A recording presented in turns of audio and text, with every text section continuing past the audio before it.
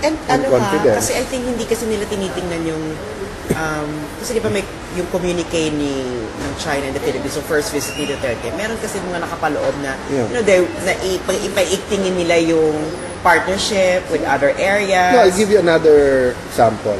Nag-offer ang China, grabe na daw ang ganda ng technologies nila sa deep sea fish cages. Okay? At mas mahal ang di ba, mga ibang isda na deep sea. Okay. Alam mo, marami sa gobyerno na may hangover sa past administration. Ang sabi, sir, wag. Kasi baka pigilan na nila yung mga fisherman natin sa Scarborough at yan ang ginagamit para doon. Eh sabi ko, kahit anong ikot ko sa Pilipinas, panay tubig yan eh. So, wag natin doon ilagay sa West Philippine Sea, lagay natin sa iba. Tapos inland, di ba, whether you talk about Mindoro, Pampanga, di ba, Pangasinan, Dagupan, panay fish pension or inland na water na and we need the technology. So Israel is saying we have, so we're looking at it. US sa Las Vegas, meron silang technology, tinignan ni Secretary Piñon. So ano masama na tingnan natin lahat? Tapos kung yung isa maganda technology pero babayaran mo. And this yung isa ganda pero libre. And this is following Duterte's friends, core value na friends to all, enemies to none. Sek, bago kayo pumunta dito ng Milan, you were galing kayo ng India. How was the visit? Alam mo, ang ating Pangulo, despite the criticism, kahit saan pumunta, superstar. No, I mean, I haven't seen any nationality not being attracted, whether we were in APEC, whether sa India. Okay. Number 2, he connects well with leaders. So, I'll give you another, sinesensationalize. Yung sinabi ni Presidente kay Aung San Suu Kyi na useless ang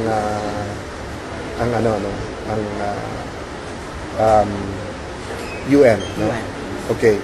I won't name the world leader, but he is a leader of his country and it is a emerging superpower who was in Davos. Hindi ko lang alam kung open or closed session yan. Sinabi nung leader na yon, in the present form, UN is not helpful to anyone.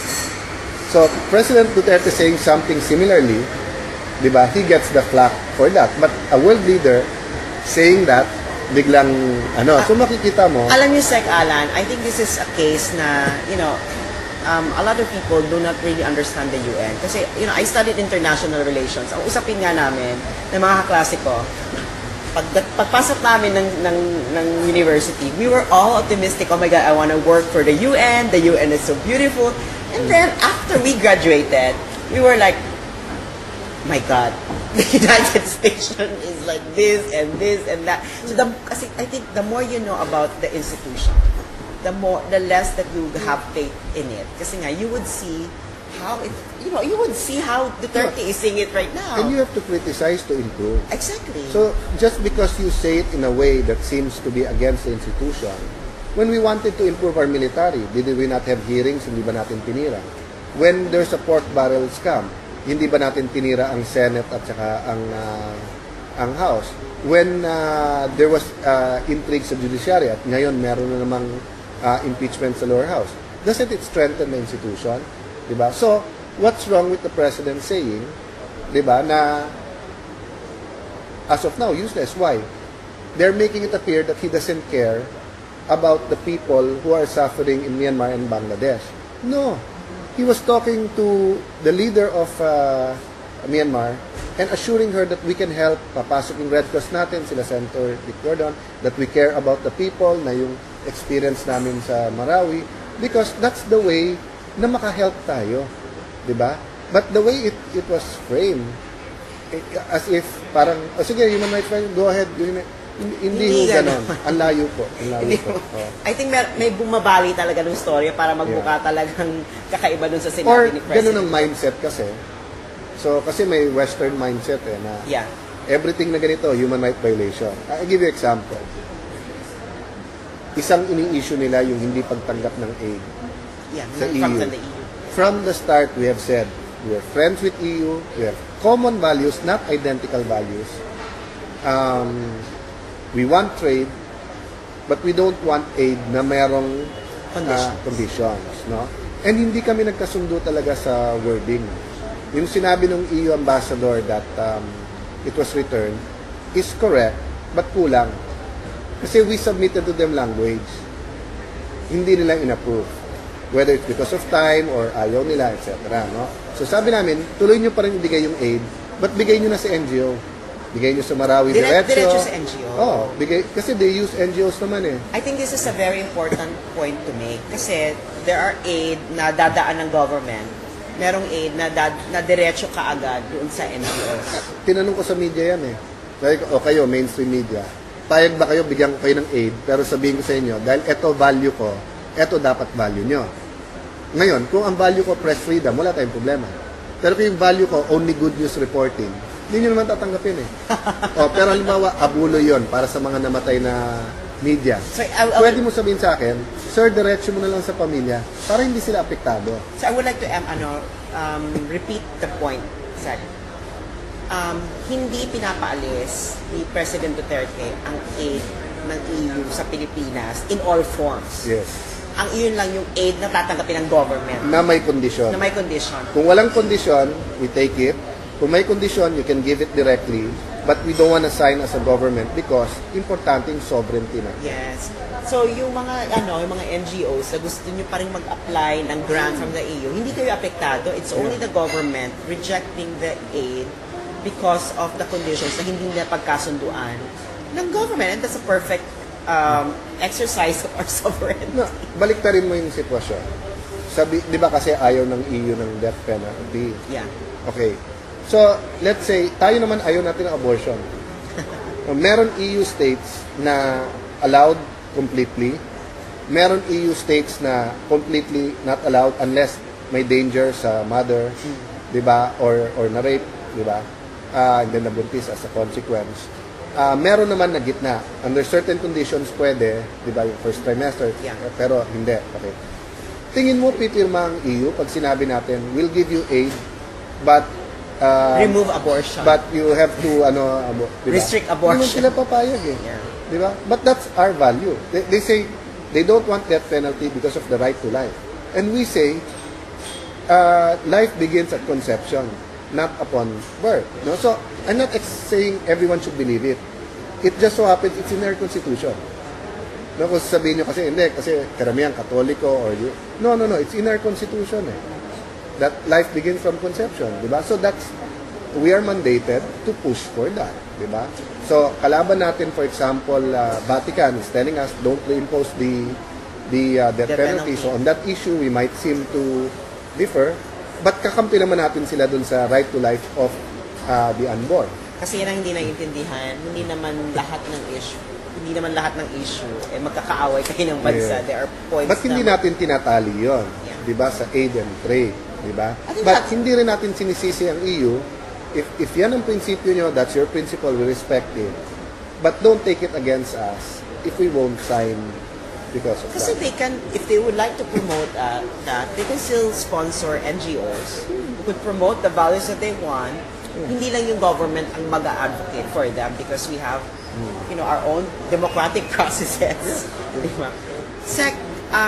Kasi naputol yung pagbisita ni Pangulong Duterte sa Russia. Anong update dyan? Is he going to visit Russia again? Well, he wants to, just to thank President Putin for the understanding and the support. Because halos hindi ginagawa yun na may state visit ka tapos ikakat mo. Yes. And at that time, all sorts of people, and understandably, whether on the Russian side or the Philippine side, had discomfort. But doon ka bilib kay Presidente is very decisive. Saw the problem, had the information. So when everyone in the world saw what was happening, they understood. That's why President Putin sent arms as a gift, to the Filipino people because nakita niya na kailangan. So I think he'll be visiting other countries muna. And I was just talking to our ambassador to Russia and is thankful because inakit yung budget because we're going to do much more with them. I mean, sa China, nagkaroon lang ng problema with them. So, naapektuhan yung trade and tourism. But we're used to doing it. Ang daming Chinese Filipinos sa Pilipinas. But sa Russia, even if the door's open and it's now open for trade, there's a lot of learning, a lot of agreements, di ba? Kasi hindi tayo sanay eh. Because coming from the Cold War, Yes. di ba, we look differently, no? Pero ngayon, parang, Now, the mutual trust is there.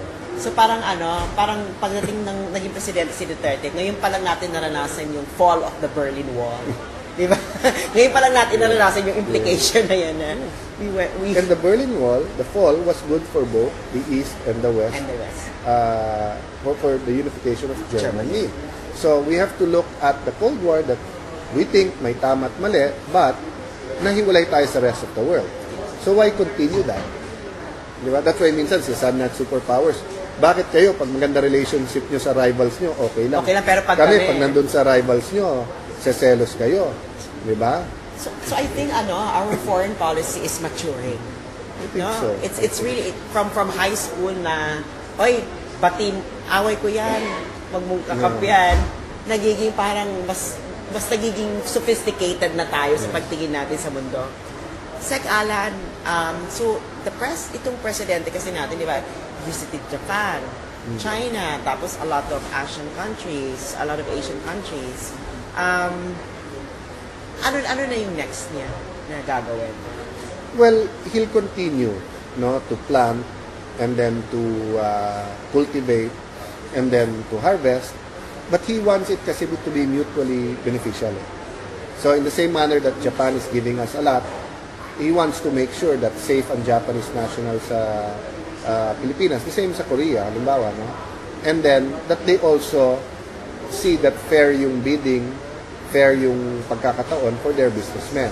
No, he wants us to benefit from the new relationship to China, but he also wants to show China na marami mang kami hiningin these aspects at out of principle yon.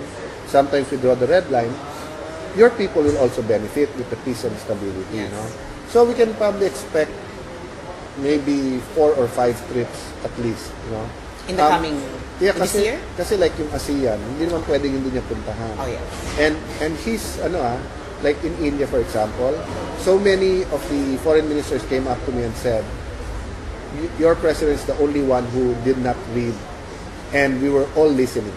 Or one leader mismo told the foreign minister told me, he said, we need someone like Duterte or Rodrigo because he says the things that we should hear.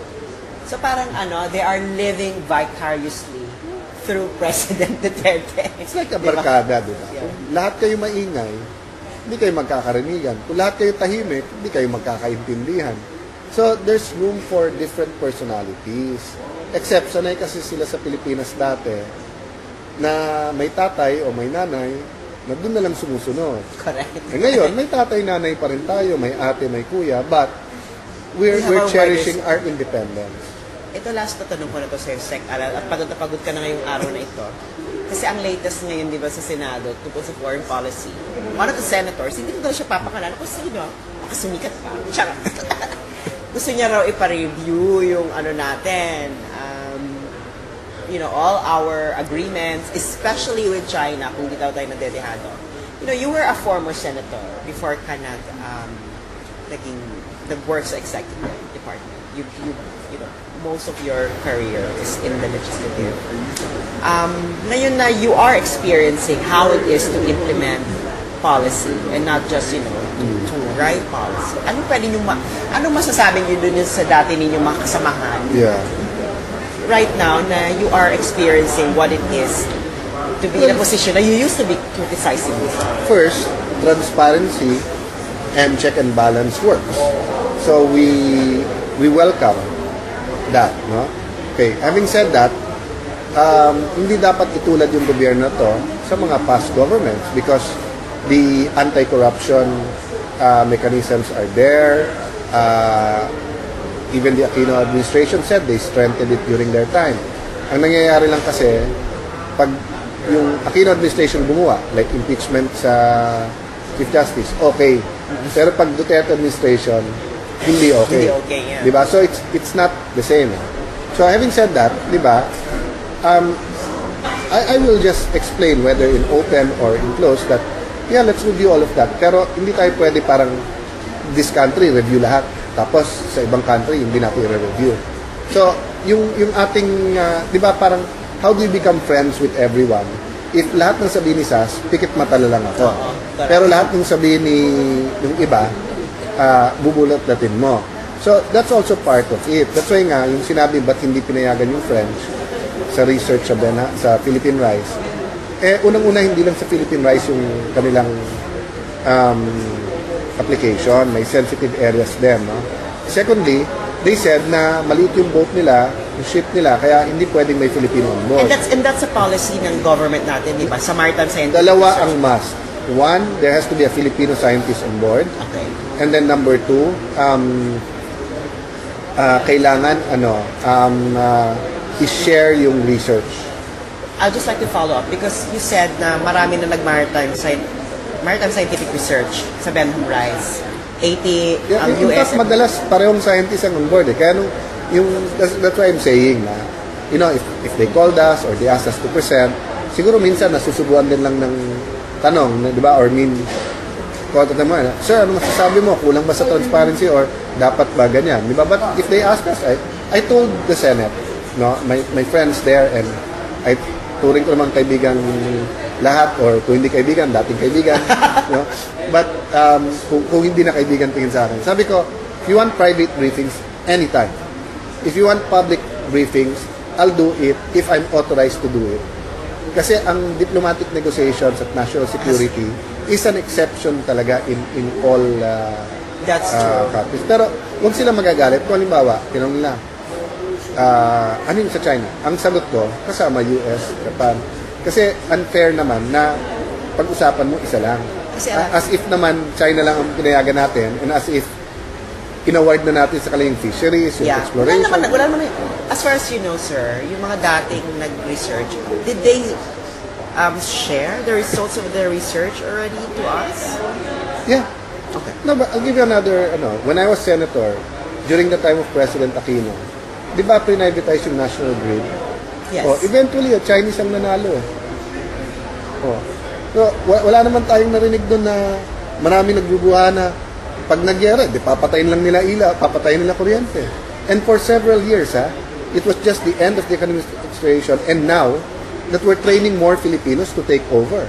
So, but the difference is, pag sila gumawa, okay lang. Di ba? Pero pag kay Presidente, binenta mo na, traitor ka. Bragging rights kasi yan. Bragging rights yan. Parang yung read back, diba? Noong panahon naman ni Aquino, they talked with the CNOCC. Tapos ngayon naman si Duterte yung gusto makipag-usap, binenta na yung Pilipinas. So, ano masasabi ninyo sa message ninyo sa ating mga kababayan about the future of our foreign policy, at message nyo na rin sa sa mga diplomats and ambassadors and your future predecessor about continuing kasi the foreign policy, kasi that's number one problem ng foreign policy natin, yung continuity. First, regardless of our own spiritual beliefs, wisdom talaga comes from fear of God. And nakita ko ang ating Pangulo, he's not religious but he's very spiritual. Maraming private moments with his friends, andun ako, kikita ko yung parang sabi niya sa akin, pagkaharap ko Diyos, I'll have to report to Him. Yung mga nangyari, anong ginawa ko as mayor, as ganyan. Pero sa kanya ako mag-ano. Kasi trabaho ko to. I mean, kita mo yung burden na nasa shoulders talaga niya. But sabi niya, why explain to the critics when he knows who's accountable to, the Lord and the people? So the same lang ang aking advice sa ambassadors, OFW leaders, congressional leaders, etc. No? Na we can agree to disagree sometimes, but kung lahat tayo may takot sa Diyos, lahat tayo have faith in our people and we serve our people, we'll find the right formula as a people. Pero kung ang tingin kaagad natin, di pwede yan si Duterte, palitan natin, di ba? O dapat itong partido, dapat ganyan, it won't stop. Do you think, pag nalagay niyo yung presidente gusto niyo, yung kabilang side, hindi naman Na hindi diba? puputak. Di ba? So, why was President Ramos administration very productive? Because unlike kay Marcos noon na baka ma-misinterpret na naman ha. Marami talagang napintasan doon. Di ba? But instability, problema talaga progress. Ganun din panahon ni President Cory. Maraming legitimate, but yung coup d'etat, di ba? That's true. Okay. President Arroyo, President Estrada, di ba? We were also part of the ano. But President Ramos had the whole 6 years. May kritiko, may fierce critics, pero walang threat na tatanggalin o papalitan, di ba? So, and then peaceful turnover. Aquino administration. Marami kami nun opposition nun. First 3 years opposition na kami, di ba? But hindi namin purpose na tanggalin or palitan siya. Di ba? Even those who were close to Binay nun, di ba, did not move to put the Vice President in place. Natapos, ayaw man ng Pangulong Aquino na si President Duterte ang pumalit, peaceful din yung handover, kaya tuloy-tuloy yung asenso. So, kung mahal nyo ang Pilipinas, mas mahalin nyo ang Diyos than Pilipinas, pangatlo na lang yung kandidato natin. So, ngayon, may pag-asa naman lahat ng kandidato after 2022. Hindi naman, kahit successful si Presidente Duterte, hindi naman kung sino sabihin niya, yun eh. At hindi naman nangangako si President Duterte na isa lang i-endorse niya o may i-endorse siya. At saka, iba ng sistema ng gobyerno natin, no? Kung federalism, parliamentary system, kung may parliamentary, kung may presidential parliamentary, that's also a possibility. Exactly. So, diba? Huwag muna kayo mag-speculate. Tagal pa eh. Maraming salamat, God bless you. Alan. Thank you very much. Thank you so much. Really And marami pa kayong trip after this. Hindi ko lang sabihin kung ano dahil security concerns mo. Ayoko ako maging dahilan. Salamat, Sec. And God bless you. Thank you. Good luck sa iyong endeavors. And we are behind you because we know that you are simply doing what the President wants you to do. Thank you. God bless you all. Thank you. Thank you.